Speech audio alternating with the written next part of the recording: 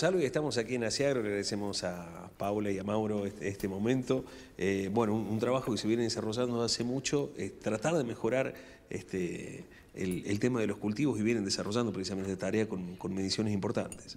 Sí, bueno, nosotros hace ya 19 años que tenemos, digamos, una unidad de negocio que viene trabajando en la cuantificación básicamente del agua del suelo y lo que es todo lo que son balances hídricos para cultivos irrigados, ¿sí? Más allá de que esta tarea es una tarea milenaria, la del riego, hoy tenemos la tecnología suficiente para poder cuantificar eso que es muy importante, sobre todo en el impacto ambiental, no solamente productivo. El agua, que es un recurso escaso, tiene dos grandes fuentes, que es superficial y subsuperficial, y es de uso muy común y muy necesario en las sociedades. Entonces, como se usa en los cultivos para la producción, que también tiene un fuerte impacto, digamos, a nivel social, nosotros, como parte de nuestro trabajo y como parte de nuestra responsabilidad social, incorporamos un sistema de medición desde ya de más de 19 años, que lo vamos mejorando día a día, para decirle a los empresarios, a los productores agropecuarios que rieguen, en qué momento hay que regar y cuántos milímetros hay que regar.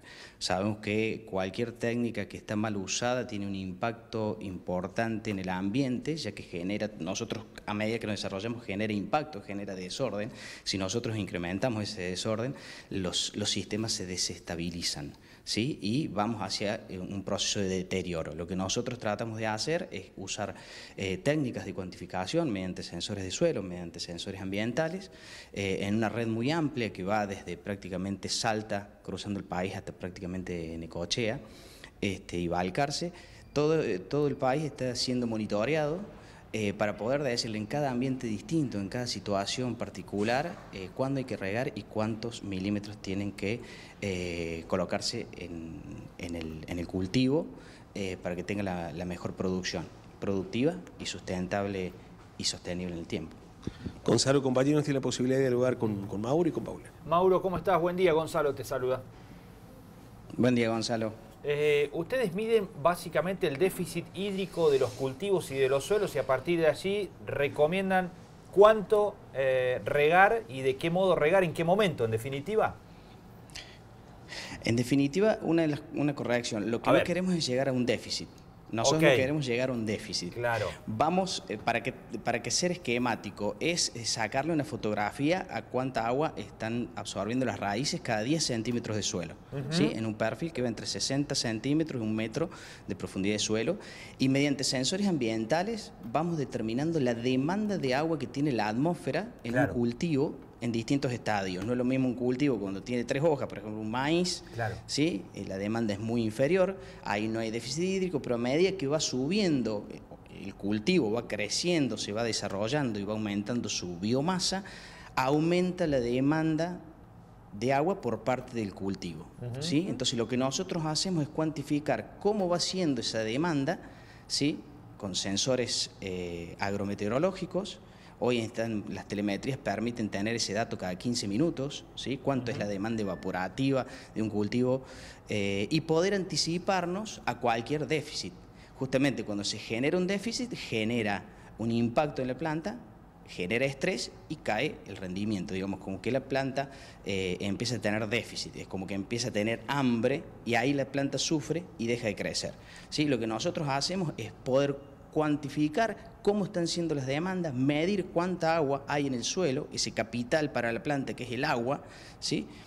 Ver cómo está siendo absorbido por el sistema de raíces y poder decir si necesita o no necesita riego y cuántos milímetros de riego son necesarios aplicar en ese suelo. Claro, esto tiene absolutamente la precisión de lo que brinda la tecnología y el conocimiento de ustedes, las dos cosas combinadas.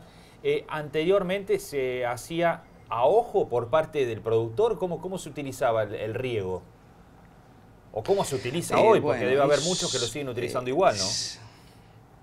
Bueno, justamente, eso es un poco entrar en los cambios de paradigmas. Claro. ¿Sí? Cambiar paradigmas para nosotros significa medir, significa cuantificar, ¿sí? Ponerle un número al proceso, ¿sí? Para transformar un proceso ecofisiológico en un proceso matemático, ¿sí? De eso se trata, usar el conocimiento para poder modelarlo y poder anticipar.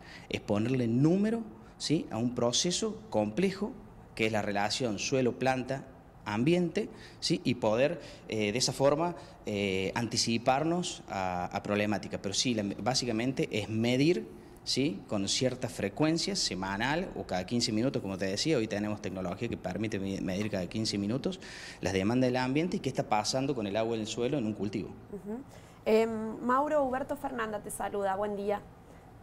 Hola Fernando, buen día. Bueno, pensaba en esta semana del ambiente, del medio ambiente y de la concientización que estamos viviendo. Uno siempre apela un poco a los gobiernos. Ahora, ¿el sector privado con el que vos trabajás está también preocupado por el impacto que tiene su trabajo desde su campo, desde sus hectáreas, al medio ambiente y este derroche de este recurso no renovable como es el agua para llevarles conciencia?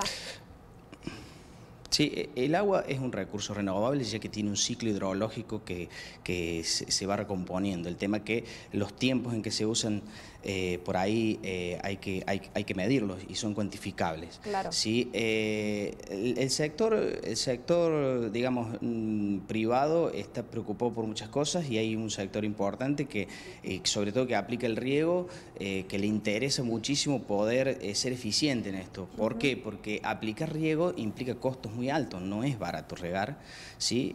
Hay un costo ambiental que es el uso del agua. Entendamos que cada milímetro por hectárea que se aplica son en volumen 10.000 litros de agua y un cultivo lleva entre 400 y 600 milímetros por hectárea. Eso multiplicarlo por un equipo de riego que puede tener 80 hectáreas, date una idea del volumen. Claro. Eso es en términos del impacto ambiental, que si está mal aplicado es un derroche que socialmente no lo sentimos de forma directa, pero sí lo sentimos en el balance general del ambiente. ¿Sí? Eso es por un lado. Y por otro lado, económicamente, necesitamos una fuerza que es la energía, que muchas veces en base a petróleo, ¿sí? Porque usa gasoil, un equipo de riego, es muy caro regar hoy, y si digamos, también lo vemos desde el punto de vista energético por la parte eléctrica, también las tarifas se han incrementado. Entonces, digamos que más allá de que no haya políticas específicas, que hoy estamos incorporándonos nosotros como parte de las buenas prácticas agrícolas, y esto es parte de las buenas prácticas agrícolas, el interés viene por un lado económico, por un lado, y hay mucha gente que es muy consciente que el regar puede generar un impacto negativo, digamos, siempre y cuando, o sea, si se usa en exceso. Claro. Tenemos procesos de, en el suelo, por ejemplo, tenemos nitratos, que es un producto que sale de la mineralización de la materia orgánica o el aporte de los fertilizantes.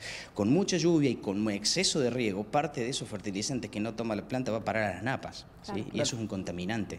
Entonces, hay que ser, digamos, por un lado pueden estar las políticas que hacen los gobiernos y las leyes que generan los sistemas de control. Eso por un lado, pero después está el sujeto social, ya sea empresario, técnico, productor, con la responsabilidad social que cada uno le cabe en su metro cuadrado de lo que uno decide.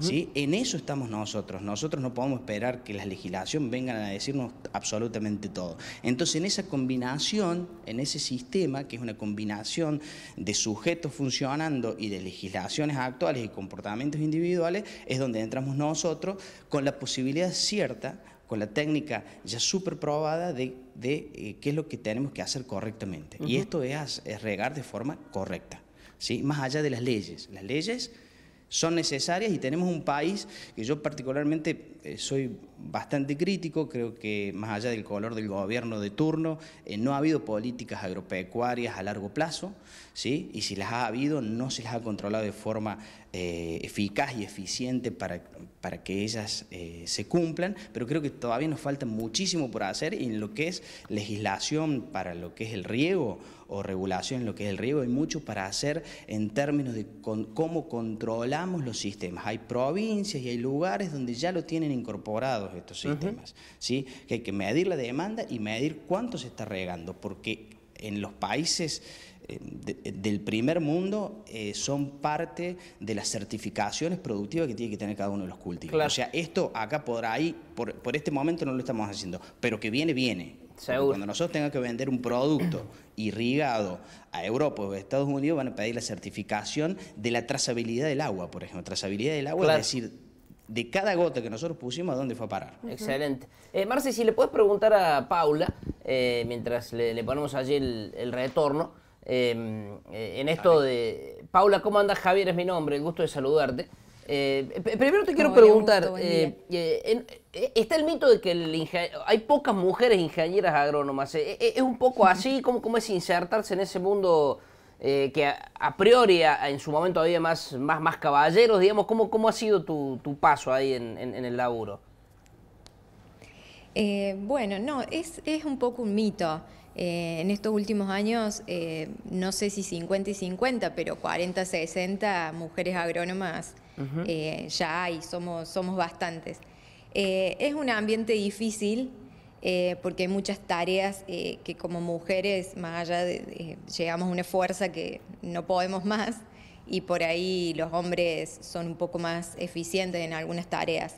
Pero el mundo de la agronomía es muy grande y no es solo trabajo de fuerza y en el campo, o sea, son muchas cosas las que se pueden hacer y bueno, entonces ahí estamos a lo mejor aportando un poco más las mujeres. Claro, desde... No, desde la tecnología, lo hemos visto con otros colegas tuyos, en una oficina tranquilamente vas monitoreando todo y el viejo imaginario del tipo que está en la F100 recorriendo el campo queda de lado, ¿no? Para otro momento. Sí, tal cual. De todas formas también es un mito, quizás no están, es como que está cambiando un poco los procesos y se piensa que las mujeres no nos subimos a una camioneta y recorremos un lote y sí lo hacemos, claro. Y de hecho lo podemos hacer. Pero también esta de la nueva tecnología nos ayuda a nosotros a aportar quizás un poco más o por ahí salir un poco del campo, pero tenemos que estar siempre conscientes de que no solo a través de un escritorio vamos a poder controlar las cosas, o sea, al campo hay que ir. Claro. Bien. Paula, muchísimas gracias por estos minutos, por este contacto. Muchas gracias a ustedes. Gracias, Marce. Muchas gracias. Hasta luego. Gracias, Gonzalo. Hasta el próximo contacto.